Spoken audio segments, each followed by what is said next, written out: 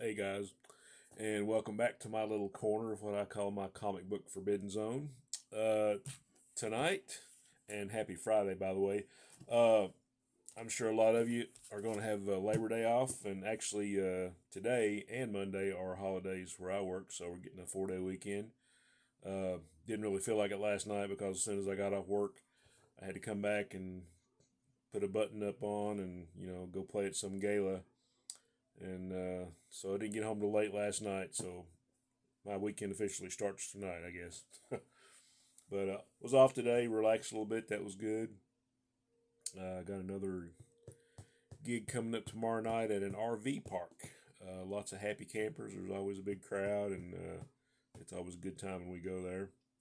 So what I would like to do tonight is drop my phone in the floor.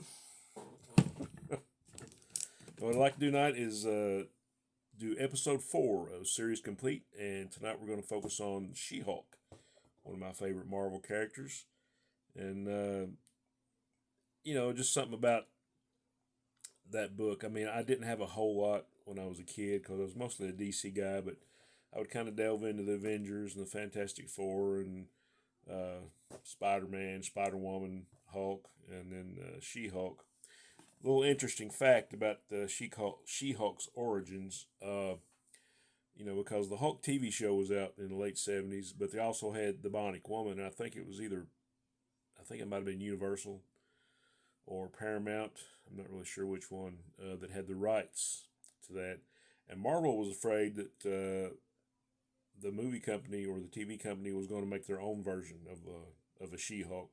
So they did that to go ahead and get the copyrights and have their own She-Hulk character, basically. So that's what it was. It was we want to get there first type thing. But anyway, cool little series. And one thing about this one had a good, I guess, as far as creative teams, have a good long run of the same people on the book. Uh, First issue was written by Stan Lee and art by Sal Buscema.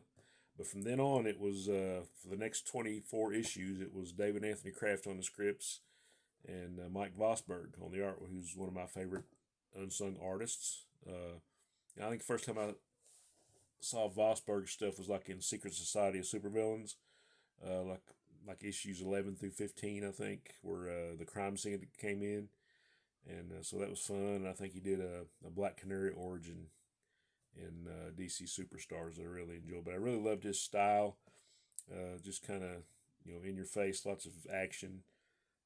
But anyway, we'll get to it. So, without further ado, here is She-Hulk #1.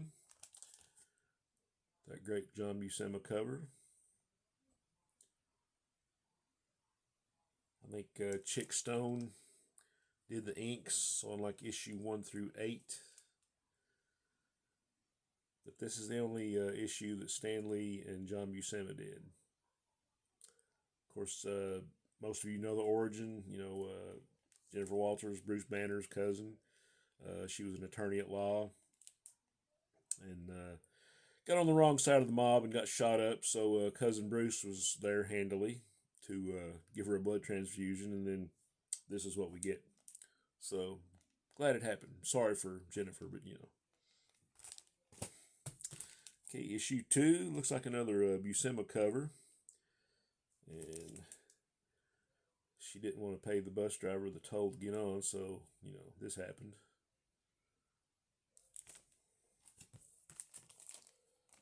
Issue 3. I think this was Rich Buckler on the cover. Al Milgrom. Kind of sorry about the glare. The lighting in here is terrible. Like I said, I think Chick Stone did the inks, issue 1 through 8. Frank Springer did about 10 or 12 issues. And, Al Milgrom, Mike Vosberg, I think Armando Gil did some of the inks. But for most part, the art team and the writing team stayed intact. So some good continuity there. And here we got a Jack Abel and Al Milgrom cover, She-Hulk 4. My Father, My Foe.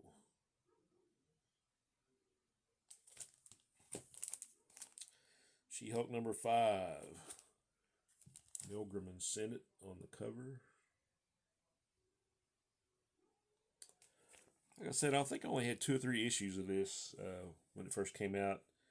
And then the more I got into the Marvel Bronze Age, it was like, well, this is a series I can collect. And, we have one good little storyline all the way through. This is a pretty popular cover. Here's number 6. Enter Iron Man. And who else would do this cover but Bob Layton?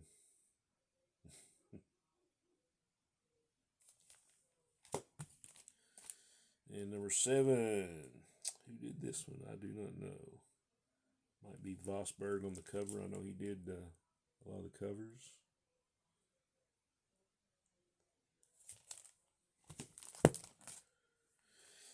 Okay, funny story about issue number 8.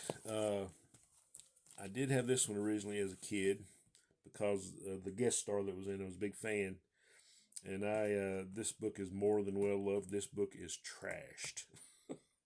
but I kept it. And, my son already told me, when I sell my collection, he wants to keep all him and my grandkids want to keep all the childhood ratty copies from Dad and Papa's collection. So here we got issue number 8. It looks like it ended up in my back pocket, and then my pants got thrown in the washing machine and the dryer twice. But, you gotta love it.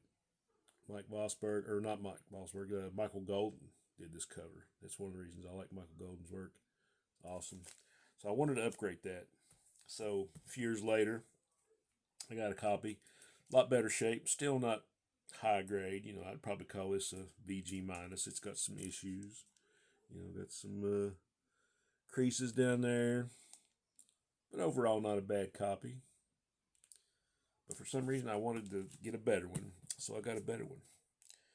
And this one's probably a very fine and near mint. Very shiny. So, there we go. Good stuff. And here we have another Michael Golden cover, number 9. This one's pretty good.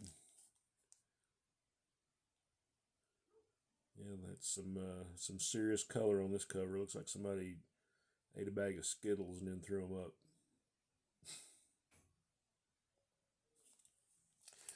And something I wanted to mention. I know a lot of people are you're in one camp or the other as far as newsstand books versus direct. And so I'm not really I don't want to go down that rabbit hole. I know most people that get into that would rather have the newsstand copies. But I've got one of each of these, so I didn't really care as long as I could have the whole run. Like I say, this is the direct box. Anyway, more Michael Golden. And this is another Michael Golden cover, I do believe. Yes, it is. Number 10. And I think you can just make out where he puts his little G in there for Michael Golden in the background there.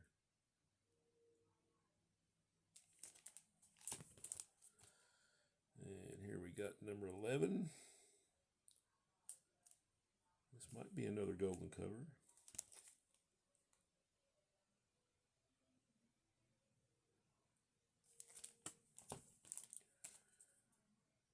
Number 12. And it's Al Milgrom and Tom Palmer on this one.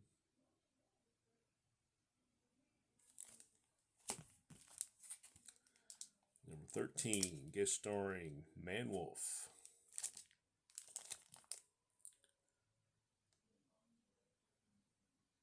Another one of those great B-list characters.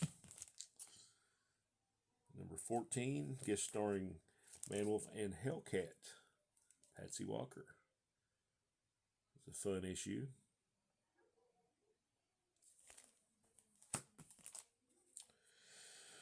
And number 15, Lady Kills the Blues. This is a Mike Vosberg and Al Milgrom cover.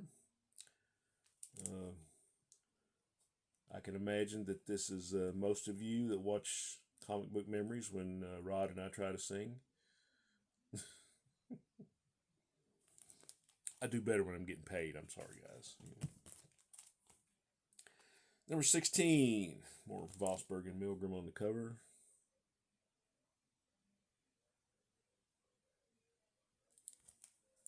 This isn't real hard on the wallet. First issue might cost you a few bucks.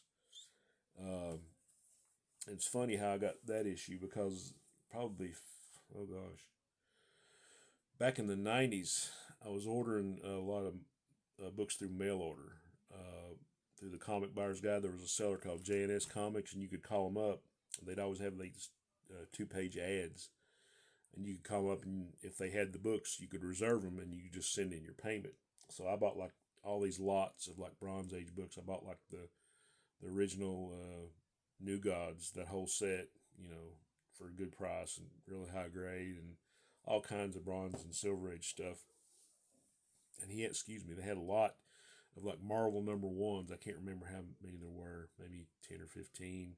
Had stuff like She-Hulk 1, Miss Marvel 1, Flyman 1, Battlestar Gold, just all the number ones that were like coming out in the 70s. I think I got it for like 25 or 30 bucks. So that was quite the deal back then to me. So it would be now. And our favorite villain, next to Paste Pot Pete, make way for the Man Elephant. Soon to be in a Marvel TV show or movie, coming to you soon. I don't know. Wouldn't surprise me. And the Grip of the Grappler, She-Hulk 18. More Vosberg on the cover. That's a good action pose right there. Number 19. More Voss and Milg, as you can see right there.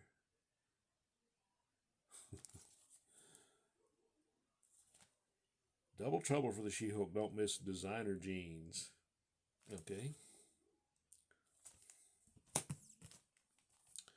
Number 20. I think she means business.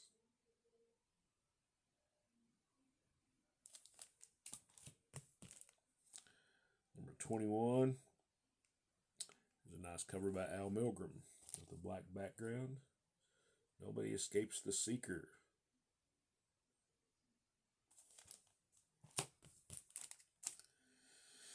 Number 22. And I'm going to sue for copyright infringement on this because when I was probably 13 or 14, I created a character called Radius. Wonder if I'll win that lawsuit.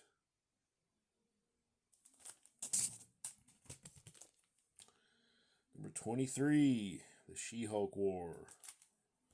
Mike Vosberg and Terry Austin on the cover. And did everybody tune in to Spider-Man and His Amazing Friends when it was on? What was this, 1981? Yeah.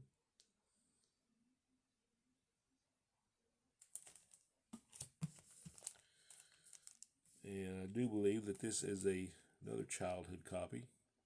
Actually pretty good shape for a childhood copy. It's got a few little issues at the top and a little bit of wear, but not bad for a book that's, almost 45 years old. But I always like this cover, The Day the Earth Screamed. This one just, I remember seeing it on the rack at the drugstore, magazine rack, and it just screamed, "Buy me." So I did. And then years later, something screamed at me from online and said, "Buy me again." So I bought it again.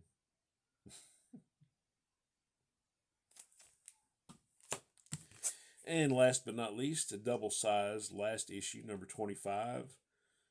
Grand finale of She-Hulk, the end of She-Hulk. Nice cover. Of course, She-Hulk showed up again and again and again. She's had several series. I really like John Byrne's series, where she kind of breaks the fourth wall like Deadpool in the movies, and it was a fun series. And I think that she joined the Avengers like issue 221, and she was with the Avengers for a while, and then she went to Fantastic Four. I think it was 265 on Fantastic Four. Don't ask me how I remember that because I don't know. But yeah, fun little series. Would recommend it. And like I say, other than like maybe one or two issues, pretty easy on the pocketbook. So, all right, guys, hope you've enjoyed this as much as I've enjoyed showing it. I hope everybody's having a great weekend, and we will see you soon. Onward and upward.